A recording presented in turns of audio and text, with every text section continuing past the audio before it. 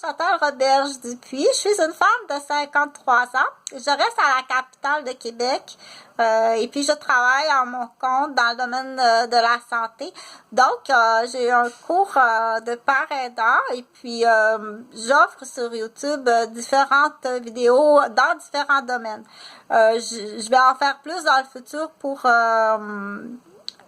des spécificités en santé mentale parce qu'effectivement, j'en ai pas fait beaucoup à cause que j'avais un malaise. On a toujours un malaise, hein, puis c'est là que c'est peut-être la première chose à dire. Le premier malaise, c'est de dire j'ai un passé ou j'ai un diagnostic en santé mentale. C'est vraiment le premier malaise. Beaucoup de personnes ne le diront pas, vont le cacher. Donc, c'est à discuter, dire est-ce que tu caches ton diagnostic ou ton état ou un passé ou ton historique à quelqu'un qui est important ou à ton employeur ou à ta famille ou à un nouveau conjoint, ok? Donc, moi, ce que je fais surtout, c'est soulever des questions. C'est surtout soulever des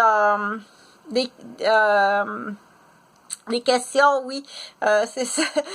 Donc, jusque où ça peut aller, puis à partir que quand je soulève des questions, je vais faire réaliser au monde la démarche des dommages. Si c'est dommage, oui, c'est extrêmement dommage, ok, de pas dire, dans l'exemple à son employeur que tu as une problématique en santé mentale. Ou que tu as un diagnostic en santé mentale ou que je dis une problématique, mais j'aime bien changer les mots, que pour l'instant, tu es un succès en santé mentale, c'est-à-dire ça peut être le bon mot, ok? Ou tu peux dire je suis en rétablissement ou je serai tout le temps, je devrais toute ma vie faire des efforts parce que j'ai un handicap en santé mentale. Donc, faut pas avoir peur des mots, puis c'est très important d'en parler, ok? Prime abord, ce qu'il faut dire, c'est without of jugement, il faut éloigner les jugements.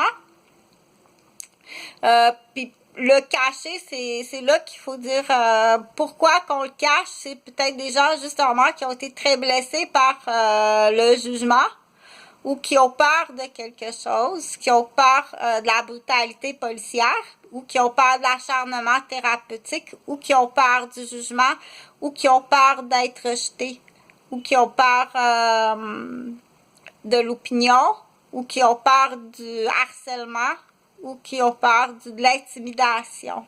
Okay. Je pense que c'est surtout à partir de ces raisons-là qu'il y a du monde qui vont le cacher et qui vont avoir un malaise, sans non plus le dire, hein? Mais ça se dit très bien. Si je prends comme dans l'exemple du TDAH, qui est classifié dans les maladies neurologiques, qui est aussi classé à l'âge adulte dans les maladies qui sont traitées en psychiatrie.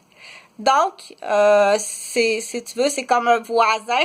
C'est comme un voisin, dire, tu dois le dire à ton employeur. Puis, je t'invite tout au long de ta vie de continuer à voir ton psychiatre parce que c'est un psychiatre qui va t'aider quand tu vas être rendu à l'âge adulte avec ton TDAH. Donc, je vais fermer cette vidéo-là. Je vais la transférer aussi sur Facebook. Puis, je vais ouvrir différents sujets en santé mentale dont j'ai énuméré, ok? Puis, des trucs, des astuces. Mais ce que j'aime beaucoup faire, c'est des prises de conscience. Parce que c'est imposé, hein, dire voici la technique, c'est comme ça, je te l'impose. J'aime beaucoup travailler par la prise de conscience que je veux que tu fasses par toi-même, puis je veux travailler aussi au niveau de l'intervention, c'est-à-dire l'acharnement policier, ou la brutalité policière, ou l'incompétence policière, et l'acharnement médical, l'acharnement thérapeutique, l'incompétence médicale. Donc, bon sujet, à plus tard.